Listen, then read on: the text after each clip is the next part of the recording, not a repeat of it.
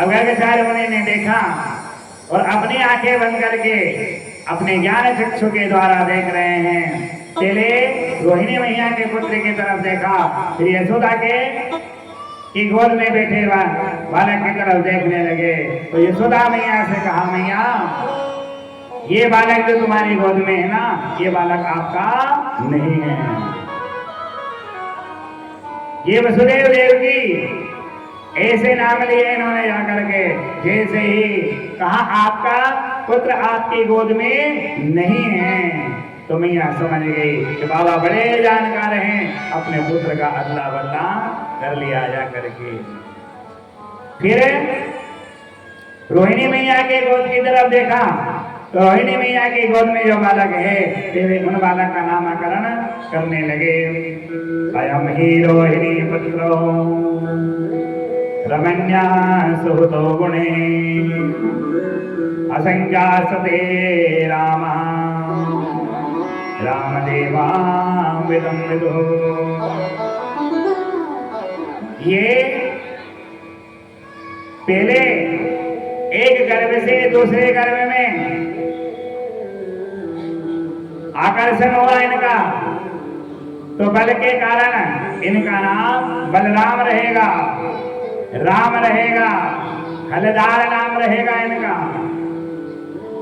ये सब जैसे बताने लगे तो बाबा से कहा कि बाबा एक नाम बता दो, आपको अच्छा सा नाम बता दो, बस उस नाम से हम नाम रख देंगे।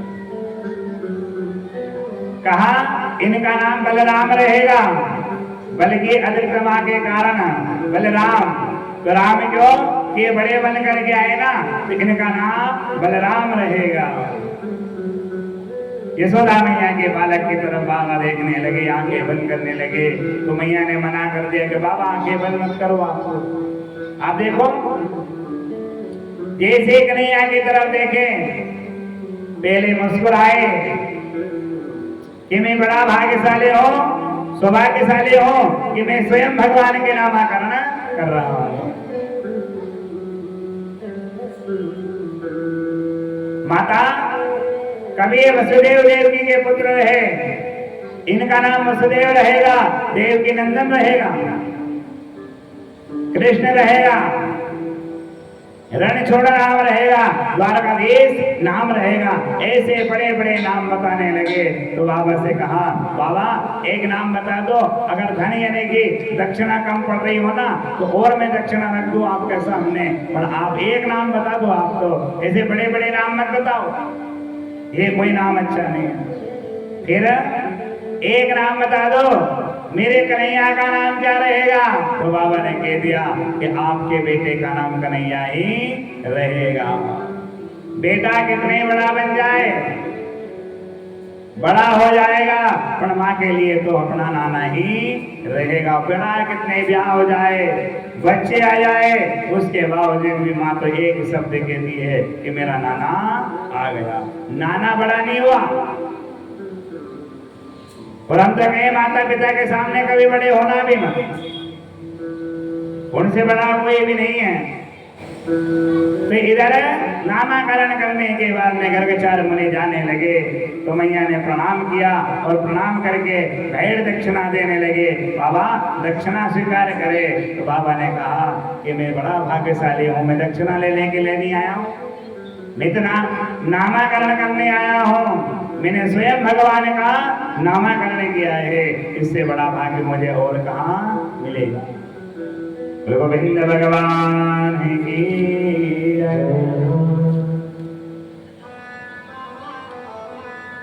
एक दिन नंद बाबा यमुना स्नान करने के लिए गए और यमुना स्नान करने ब्रह्म मुहूर्त में पहुंच गए। सुबह सुबह का समय स्नान करके आए, बाल्टी भर के जल लेकर के आ रहे हैं और जल लेकर के अपने पूजन कक्ष में चले गए।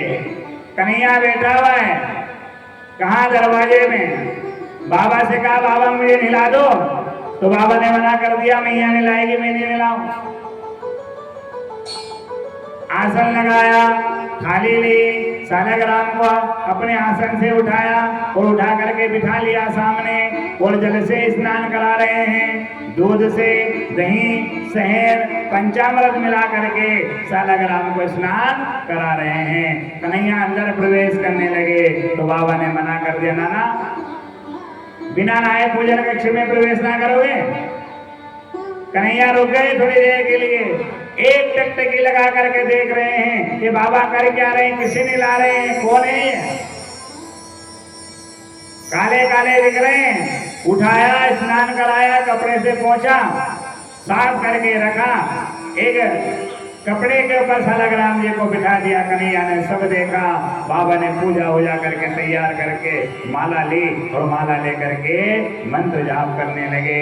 बाबा की जैसे आंखें बंद हुई, ये फुटमन चले गए। बाबा के कक्ष में पहुंचे, सालग्राम को उठाया, उठा करके मुख में रख लिया। बाबा की माला पूरी हुई, देखा सालग्राम स्थान पे है ही नहीं। बाबा ने कहा सालग्राम कहाँ है? आपके मुख में है क्या? आप मुंह से बोले तो बाहर निकल आए, मना कर रहे हैं। यशोदा मैया को बुलाया, यशोदा तो सालग्राम को उठा के ले गई। यशोदा ने मना कर दिया, मुझे मेरे काम से फुर्सत मिले तो मैं आऊं। ये बेटे हैं पास में, बता तेरे मुख में क्या है।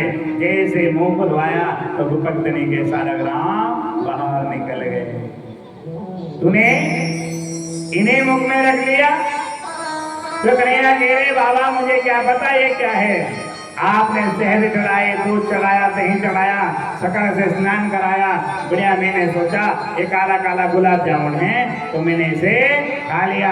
बाबा बाद में खाएंगे पूजा करने के बाद। मैंने सोचा बाबा की आंखें नहीं खुले उसके पहले मैं खा लूं। बाबा ने कहा ये कोई भगवान है, सालग्राम है कि बाबा मुझे पता नहीं है। फिर स्नान कराया, जल से स्नान कराने लगे तो कन्हैया मन ही मन में कह रहे हैं कितना बड़ा जय जय पूरे घर में घूम रहा है, वो वासुदेव घूम रहा है। कान उठ रहे हैं, गोविंद भगवान की, बाकी बिहारी लाल की।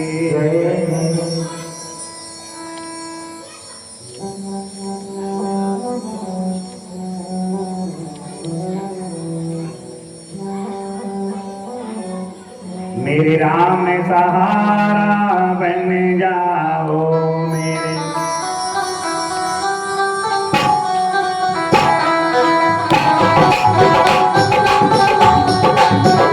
मेरे राम सहारा बन जाओ, मेरे राम सहारा बन जाओ।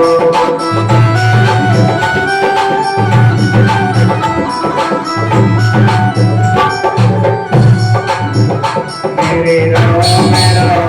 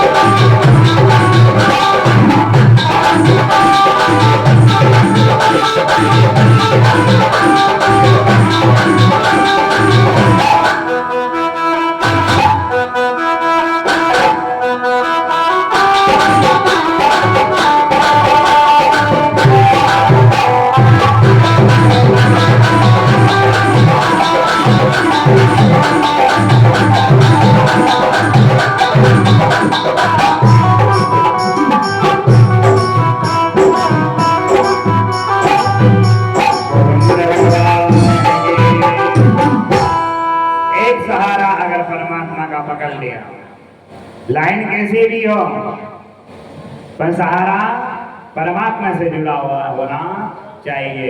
एक क्षण एक मिनट के लिए भी हम भगवान के लिए कुछ करके बैठे।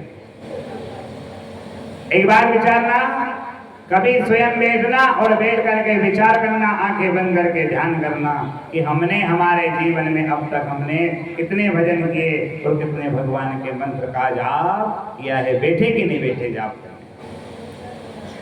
ये नहीं कर्म करना भी है, सेवा भी करनी, गृहस्थ में रहना है, गृहस्थ जीवन को भी जीना है, सब करना। पर इसके बाद में भी स्वयं के लिए हमने क्या किया है, सबके लिए करते आ रहे हैं। जिस प्रकार से विश्वास करते हो, कहते ना क्षण भंगुर जीवन की कलिका, कल प्रात अजान खिली ना खिली। आज खिली है, कल खिल पाए या नहीं खिल पाए। पर एक मोबाइल का रिचार्ज जब करते हैं तो उसे 1 महीने का फ्री कराया कि नहीं कराया? 15 दिन का, 8 दिन का, 2 दिन का, 1 दिन का नहीं कराया ना। 3 महीने का लाइफ टाइम करा दिया, 1 साल का करा लिया, 1 महीने का फ्री रिचार्ज करवाया है। जिस प्रकार से आप उस रिचार्ज के ऊपर विश्वास करते हो, उसी प्रकार से इन भगवान के ऊपर भी विश्वास करके देखना पड़ेगा। समय का भाव ये तो सही, पूजा पाठ भी सब कर रहे हैं, पर मन कह रहा है आगे बढ़ेंगे कि नहीं बढ़ेंगे, पीछे हटेंगे पीछे हटेंगे, आगे बढ़ेंगे। मन में जैसा विचारोगे वैसा ही कर्म तुम्हारे सामने आता रहेगा। गोविंद भगवान की। एक दिन थोड़ा सा दरवाजा खुला रह गया मैया के महल का। एक गोपी ने देखा और देख करके मेरे कन्हैया घुटमन चलते चलते कभी खड़े हो रहे हैं और चलने लगे। ये दृश्य एक गोपी ने देख लिया तो गोपी मन ही मन विचार कर रही है कि मुझे कन्हैया के दर्शन आज जरूर करना है। क्या मांगने के लिए गई पता है? वो गोपी गई गोबर मांगने के लिए। यशोदा से कहने लगी, यशोदा मैया मुझे गोबर चाहिए। तो यशोदा ने कह दिया, ढेर लगा हुआ है, जितना तुझे चाहिए ले जा। कन्हैया खड़े रास्ते में, 1 टोपली ले गई, 2 ले गई, 3, 4, 5, 6 तक लेकर के जा रही है गोपी। कन्हैया ने कहा, हे मैया तुझे पता नहीं है ये गोपी अपने घर से कितना गोबर लेकर गई है? तू गिनती लगा लेना। मैया ने कहा, मैं मेरे काम में व्यस्त हूँ, तू एक काम कर, तू ही गिनती लगा ले। गोपी जा रही है, 1 गिने, 2 गिने, 3 गिने, फिर भूल जाए। ऐसे 2-4 बार हुआ। कन्हैया ने गोपी को रोका, ए गोपी रुक, तू लेके जा रही, मुझे पता नहीं चल रहा है, मैं भूलता जा रहा हूँ, ध्यान नहीं रह रहा है मुझे। गोपी से कहा, एक काम करे ना तो मेरे हाथों के ऊपर टिपकी लगाए। तो गोपी ने कहा, हाथों के ऊपर टिपकी नहीं, तेरे मुंह के ऊपर टिपकी लगाऊंगा। 1, 2, 3 ऐसे ले जाते कन्हैया का मुख पूरा गोबर में ही।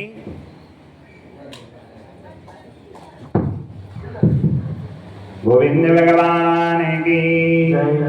पूरा मुख गोबर में हो गया। सो मैया के पास में गए, मैया से कहने लगे, हे मैया गिनती लगा दो। मैया ने देखा, तुझे भूत किसने बना दिया? पूरा मुख है गोबर में हो गया। गोपी की सास कह रही है, इतना गोबर क्या करेगी? देह लगा लिया, अपने घर में भी गोबर था, क्यों लेने गई? कि मैं कन्हैया के दर्शन करने को गई थी। ललायत हो रही है। ये दृश्य सब देखने के बाद में गोपियों ने मन में विचार किया कि हम सब भगवान के दर्शन जरूर करेंगे। लीलाओं का बखान करने लगे। एक दिन ब्रज की गोपियों ने क्या किया? घर पे जितनी मटकियां रखी थी सब मटकियां फोड़ दी। एक मटकी नहीं फोड़ी, छोड़े घर में सब मटकियां फोड़ दी। एक गोपी ने क्या किया? पानी पीने की मटकी भरी थी, उसे भी फोड़ दिया, जल ही नहीं बचा। सास जब घर आई और आकर के सास ने पूछा, क्यों ये मटकियां कौन फोड़ के गया? बहू कहने लगी कि यशोदा का लाला आया था और आकर के सभी मटकियां फोड़ करके चला गया। कहाँ फोड़ी मटकियां? चौराहे पे, घर में नहीं फोड़ी, चौराहे पे जाके फोड़ी। तो सास ने कहा कि हम तो बूढ़ी हैं, तो बूढ़ी की गिनती में आ जाएंगी, एक काम करो ना, तुम चली जाओ, जा करके बुलाना देने जाना। तो सभी गोपियां चली। तो यशोदा मैया सुबह सुबह का समय वहां देख करके विचार करने लगी मन में कि देखो ना कोई सत्यनारायण भगवान की कथा है, ना कोई व्रत है, ना कोई एकादशी का उद्यापन करा रही हूं मैं। ये गोपियां सब यहाँ क्यों चली जा रही है? सुबह सुबह का समय, ब्रह्म मुहूर्त का समय, सुबह की पहली किरण, कन्हैया सोए हुए थे। मैया ने देखा और गोपियों से पूछा, क्यों आई हो? गोपियां कह रही हमें आपसे काम नहीं है, हमें कन्हैया से बात करना है। कन्हैया उठे और उठ करके मैया का शोर शराबा सुना और उठ करके आए और आ करके देख रहे हैं अनेकों गोपियां दिखी सामने जा करके। कन्हैया ने मैया का पल्लू पकड़ा, साड़ी का पल्लू पकड़ा, उसी पल्लू में आसपास घूमते रहे और मैया ने जैसे ही कान पकड़ा, बता इनकी मटकियां फोड़ने गया था तू? मैया ने कहा काय की मटकियां? कन्हैया कह रहे मैं जानता था कि नहीं होने कि नहीं गोपी, गोपियां उलाना दे रही है। उलाना देते देते मेरे कन्हैया ने जैसे ही थोड़ी हंसी छोड़ी, सभी गोपियां विभोर हो गई और देखते देखते जो उलाना देने आई थी ना वो सब भूल गई जाकर के। दर्शन हो गए। भगवान की सेवा करना कभी भी। एक बार बाबा ने कहा मीरा से,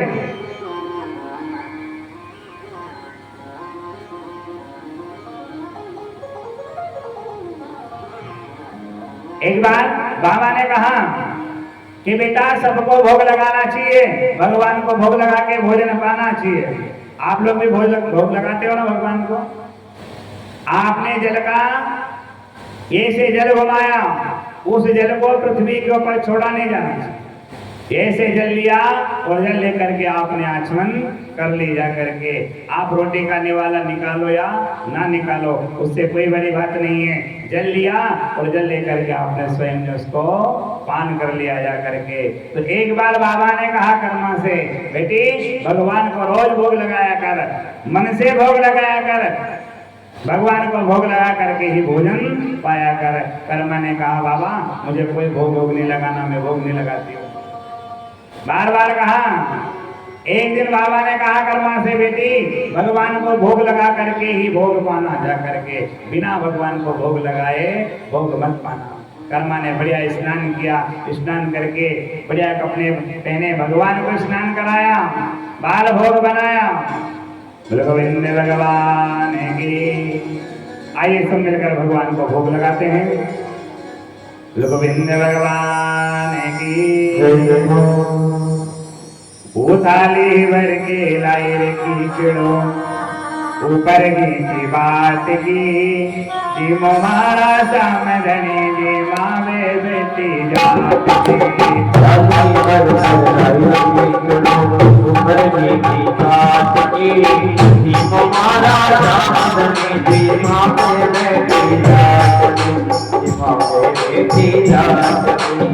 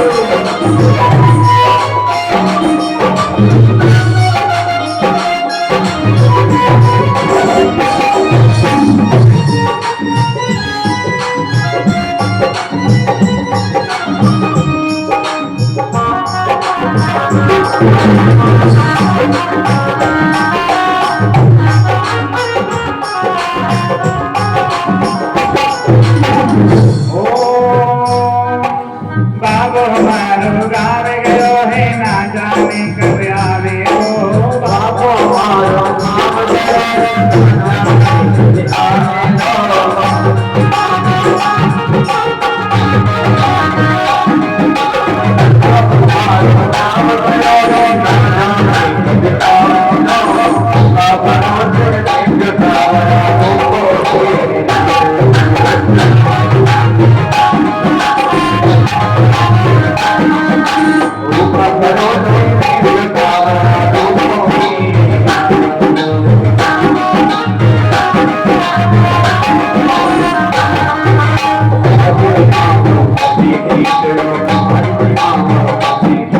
Thank you.